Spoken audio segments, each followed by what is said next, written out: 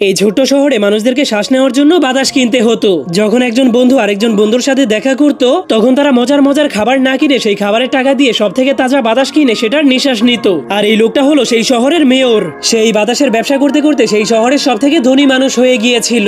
কিন্তু একদিন সে খবর পেয়ে যায় যে টনি নামের একটা ছেলে পৃথিবীর সর্বশেষ একটা বীজ খুঁজে পেয়েছে, আর যদি সেই বীজ থেকে একবার গাছ হয়ে যায় তাহলে পৃথিবীর সব মানুষেরাই ফ্রিতে বাতাস নিতে পারবে।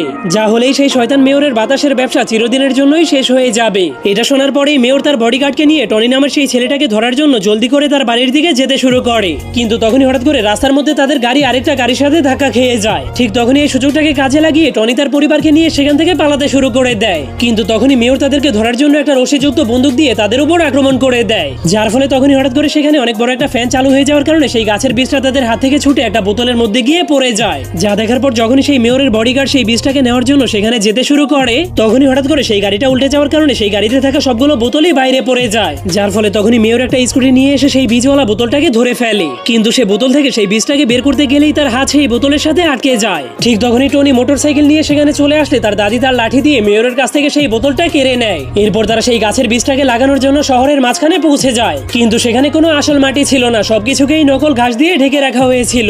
এজন্য তখনই দাদি একটা বুলডোজার এনে মেয়রের স্বর্ণের মূর্তিটাকে ভেঙে ফেলে, যার ফলে তখনই নিচ থেকে আসল মাটি বের হয়ে আসে। ঠিক তখনই মেয়র সেখানে গিয়ে মানুষদেরকে ভয় দেখাতে শুরু করে দেয়। তখন সে সবাইকে বলতে শুরু করে, যদি আমরা আমাদের শহরে গাছ লাগাই তাহলে আমাদের শহরে মৌমাছি চলে আসবে, আর সেই মৌমাছিরা আমাদের শহরে সব ছোট ছোট বাচ্চাদেরকে কামড়ে মেরে ফেলবে। তখন মানুষেরা মেয়রের কথা বিশ্বাস করে টনিকে সেই গাছ লাগাতে নিষেধ করতে শুরু করে দেয়। এই জন্য টনি কোনো রাস্তা না পেয়ে বুলডোজার দিয়ে শহরের উঁচু উঁচু দেয়ালগুলোকে ভেঙে ফেলে। কিন্তু যখনই মানুষেরা দেয়ালের অন্য পাশের ধ্বংস হয়ে যাওয়া দুনিয়াটা দেখতে পায়, তখনই তারা সবাই অনেক ভয় পেয়ে যায়। এরপর টনি সেই গাছের বীজটাকে দেখিয়ে সবাইকে বলতে শুরু করে, এটাই হলো আমাদের পৃথিবীটাকে বাঁচানোর শেষ সুযোগ। এই গাছটাকে লাগালে আমাদেরকে আর কোনোদিন সেই শয়তান মেয়রের কাছ থেকে টাকা দিয়ে বাতাস কিনতে হবে না। তখন শহরের সব মানুষেরা সত্য ঘটনা জানার পর মেয়রের উপর অনেক রেগে তারা সবাই মিলে মেয়রকে শহর থেকে বের করে দেয়। এরপর যখনই টনি সেই গাছের বীজটাকে মাটিতে